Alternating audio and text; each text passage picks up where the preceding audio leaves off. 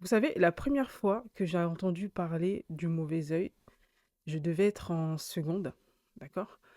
J'avais une amie, c'était ma meilleure amie, hein, on se connaissait depuis le collège, depuis la cinquième, et on allait au lycée ensemble. C'était ma meilleure amie, elle était d'origine marocaine, Naïma, peut-être que si tu passes par là, Naïma, voilà. C'était d'origine marocaine, et à chaque fois, cette fille, elle était trop belle. Elle est toujours belle, hein, toujours magnifique, hein. Mais voilà, quand elle est adolescente, elle était tellement belle qu'on ne pouvait pas sortir, on nous appelait les jumelles, on ne pouvait pas sortir une journée sans qu'elle se fasse draguer, sans qu'on nous drague. Voilà. On était tout le temps, tout le temps, tout le temps collés ensemble. Et je me rappelle qu'à cette époque, à chaque fois qu'on lui faisait un compliment, eh ben, Neymar, il disait toujours ce mot-là, tabarkallah. Et un jour, je lui ai demandé, je dis, mais Neymar, mais pourquoi tu dis toujours ce mot-là à chaque fois qu'on te fait un compliment? Elle disait toujours ça, tu vois, en chuchotant et tout ça. Dès qu'on lui faisait un compliment, dès qu'elle dépassait la personne, on disait «Ah, t'es bien habillée, t'es belle» et tout ça. Dès que voilà, dès qu'elle se faisait draguer, elle disait tout ce mot-là. Et c'était la première personne à me parler du mauvais œil. Elle m'a dit oui, parce que les gens, à chaque fois qu'ils te regardent, ils sont là, ils te font des compliments, mais ils te portent l'œil en fait. Elle me dit, ils te portent l'œil en fait. Voilà. Non, je sais que la notion de mauvais œil, c'est assez connu dans le monde arabe, dans le monde musulman, non seulement musulman, même juif aussi. Euh, on va dire, dans le monde sémite, le mauvais œil, c'est quelque chose d'assez connu. Même chez nous, les Africains, et je n'étais pas au courant de cela, que nous aussi, on a aussi, on ne dit pas forcément mauvais œil, mais c'est un peu pareil en fait. Le fait que l'envie des gens, en fait, peut te faire du mal. Donc ce soir, j'aimerais évoquer ce sujet-là, le sujet du mauvais œil. Vous savez, se vanter est quelque chose de très mauvais. Mais avouez, hein, on aime tous se vanter. Quand t'as passé un bon moment, je sais pas, t'as voyagé, ou il t'est arrivé quelque chose de bien, t'as acheté ta nouvelle voiture, tu t'es sapé, tu t'es maquillé, t'es on flic et tout ça. T'as envie que le monde entier le sache. C'est humain. La plupart des êtres humains, d'accord, ont ce désir d'être appréciés par les autres. Mais je vais vous dire une chose, c'est une très mauvaise chose. Moi, avant, je postais beaucoup, beaucoup sur les réseaux, sur ma vie personnelle, les choses que je faisais, les voyages et tout ça. Et ça fait quelque temps, si vous remarquez, hein, vous ne verrez jamais, jamais depuis quelque temps, je veux dire depuis 2-3 ans, quelque chose de privé sur moi, sur les réseaux sociaux. C'est parce que j'ai compris le concept du mauvais œil. Par rapport à toutes les choses qui me sont arrivées, par rapport même aux choses que de fois on peut dire aux gens, d'accord? Vous pouvez subir un retour rien que parce que, en fait, ça dépend de ce que vous avez dans le cœur, en fait. Le fait de vouloir que les gens voient ce que vous avez, les gens apprécient ce que vous avez et tout ça, ça peut vous porter préjudice.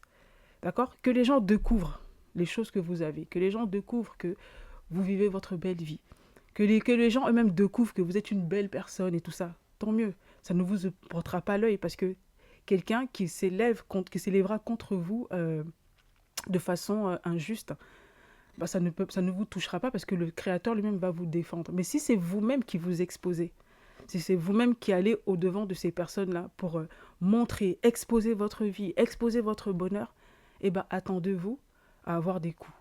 Je vous assure. Et je me suis rendu compte que à chaque fois que j'exposais des choses, que je parlais des choses, que je me disais oui, je vais faire ça, je vais faire tel projet, vous savez quoi? Rien ne fonctionnait. Et quand ça t'arrive une fois, deux fois, trois fois, plusieurs fois, eh ben ça finit par te frustrer. Quelquefois, tu es en train de faire certaines choses et tu en parles à certaines personnes et tu te rends compte qu'une fois que tu leur as dit les choses que tu es en train de faire ou tu comptes faire, c'est comme si tu n'avais même plus d'énergie pour les faire ou tu n'as que des blocages. Moi, ça m'est tellement arrivé que j'ai décidé de garder beaucoup de choses pour moi. Et la chose qui m'a convaincue en fait de rester discrète sur ma vie privée et sur mes projets, c'est parce que je me suis rendu compte que plus je faisais des choses dans le secret et ces choses-là réussissaient. Toutes les choses que j'avais entreprises dans le secret avaient porté des fruits en fait. Et les choses que j'avais exposées, peut-être, et c'est dommage de le dire, mais quelquefois c'est par vantardise en fait. On s'en rend pas compte, mais on se vante. L'être humain, il aime se vanter en fait. C'est pas qu'on veut se vanter, mais on est fier de se dire qu'on est en train de faire ça, on va faire ci, on va faire ça, on va faire ça. Mais pendant que tu dis t'es en train de faire ça, t'es en train de faire ci, t'es en train de faire ça là, tu sais pas ce qu'il y a dans le cœur de la personne qui t'écoute. Et peu importe, ça peut être une personne qui t'apprécie, hein, ça peut être un proche et tout ça. Mais vous savez, l'être humain, il est comme ça. D'accord? Il y a beaucoup de gens, vous ne vous en rendez pas compte, vous avez porté l'œil aux gens rien que par votre envie, en fait. Rien que tu vois, ce petit pincement au cœur, là, quand on te dit quelque chose, quand quelqu'un te confie quelque chose, ce désir, tu vois, de te mettre en compétition avec les gens, euh, quand quelqu'un te confie... Des fois, il y a des gens, ils ont confié des choses, pas forcément par vantardisme, mais c'est leur façon d'être, en fait. Ils aiment parler de tout ce qu'ils font à des personnes, à des proches, mais ce qu'ils ne comprennent pas, c'est que, je vais vous dire une chose, la plupart de vos proches n'ont pas forcément envie que vous réussissiez. D'accord? La plupart de vos proches, ils veulent vous voir tel que vous êtes et que vous ne changez jamais. Parce que ça les déstabilise en fait de vous voir dans un autre rôle. Pourquoi toi tu vas réussir, tu vas arriver à faire ça, ça, ça, et puis pas lui. Et lui, il va rester là au même niveau et tout ça. Il y a des gens, et vous allez remarquer, hein, les gens ont plus d'empathie pour vous quand vous vous plaignez, quand ça ne va pas, que si vous leur dites que en ce moment ça va super bien pour vous, vous gagnez bien votre vie, vous voyagez, vous allez faire ça. Très peu de gens, même les gens qui sont censés vous apprécier, ne vont pas forcément se réjouir pour vous. Et je vous assure, beaucoup de gens sont comme ça. Ils ne vont pas forcément se réjouir pour vous parce que votre bonheur ou votre ascension ou votre progrès les renvoie à eux-mêmes. Et beaucoup de gens vivent comme ça dans la comparaison par rapport aux autres. Ils n'arrivent pas à se réjouir forcément du bien qui arrive même à des gens qui sont proches d'eux, qui sont censés apprécier et même encourager. C'est pour ça que vous allez voir même sur les réseaux sociaux, remarquez, hein, quand quelqu'un peut-être montre des belles choses, a l'habitude de montrer des belles choses de sa vie, remarquez bien, vous verrez très peu de ses proches commenter ou l'encourager. D'accord? Ce sont souvent des gens extérieurs qui vont apprécier ce que cette personne est en train de poster ou en train de montrer. Ce sera pas forcément les gens proches, quand je dis les gens proches, c'est les gens qui connaissent cette personne-là, qui vont souvent être silencieux sur les bonnes choses que cette personne est en train de montrer. Mais remarquez bien, si demain cette personne dit ah j'ai eu un accident ou en ce moment ça ne va pas, je suis en pleine dépression, vous allez voir que ces mêmes personnes qui ne donnaient pas signe de vie, qui ne commentaient pas, ce sera les premiers qui vont dire ah mais est-ce que ça va, est-ce que tu vas bien, oh ma pauvre bichette. Les gens ont plus d'empathie pour le malheur, ils n'ont pas de sympathie pour le bonheur. Donc ça ne sert à rien en fait de vous vanter, en fait, vous vous mettez en danger. Et moi je me rends compte que, et moi l'erreur que j'ai faite à chaque fois, c'est que je suis quelqu'un, j'aime trop aider les gens. Et j'aime trop aider les gens et ma bouche là. Pourtant, c'est moi qui vous ai dit d'être discrète, hein. J'étais discrète sur ma vie privée, tu vois. Je parle pas trop voilà, de ma vie privée, des choses que je fais et tout ça. Mais quelquefois, quand je tombe en sympathie avec des gens, j'ai envie, tu vois, de les aider, de leur parler des choses que je fais, de les pousser aussi à faire pareil et tout ça. Parce que, je le dis, j'avoue, j'ai un bon cœur. Et malheureusement, ça me retombe toujours dessus. Soit les gens à qui tu commences à confier des choses, ils te posent des questions et tu leur dis la vérité et tout ça, ben, ils sont choqués de voir que tu as ces résultats-là, que tu es en train de faire telle chose. Je vous dis que la plupart des gens, non mais, je vous dis que la plupart des gens ont plus de sympathie avec la misère qu'avec le progrès des autres, en fait. Et croyez-le moi, et beaucoup de gens vont vous porter l'œil. Des gens vont vous porter l'œil. S'ils ne vous portent pas l'œil, ils vont vous combattre de façon insidieuse. D'accord? Les critiques, les messes basses, euh, une forme de mépris parce qu'ils vont penser que vous vous vantez, alors que en fait, vous avez juste dans votre cœur le désir en fait de partager peut-être vos connaissances, de les encourager. Moi, en tout cas, c'est mon but.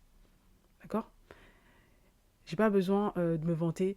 J'ai fait des choses, des voyages.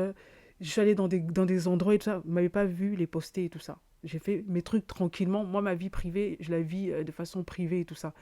Franchement, je pense que je suis une personne qui vit quand même assez bien et je ne m'affiche pas en fait. D'accord? Je suis pas là en train de montrer où je vais, où je suis, ma maison et tout ça. Non. Mais quelquefois, quand tu te prends de sympathie pour une personne, tu as envie de l'aider et tu lui dis ce que tu es en train de faire en ce moment. Et si la personne n'est pas convaincue, tu lui montres un peu tes résultats pour la pousser à le faire en fait. Et ça, je ne montre pas mes résultats à tout le monde en fait.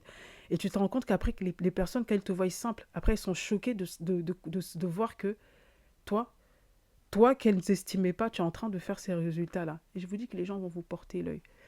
Et je vous dis, hein, soyez discrets. J'ai déjà dit ça dans mes anciennes vidéos en 2024, mais là, je vous dis, là, c'est la première partie de ma vidéo. Dans la seconde partie, je vais vous raconter plusieurs anecdotes. Mais je vous dis, soyez discrets.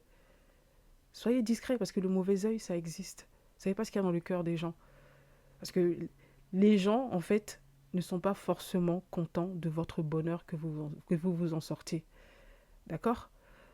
Donc, lorsque vous dites vos projets, vous partagez des choses, sachez que souvent, c'est leur mauvais œil qui vont vous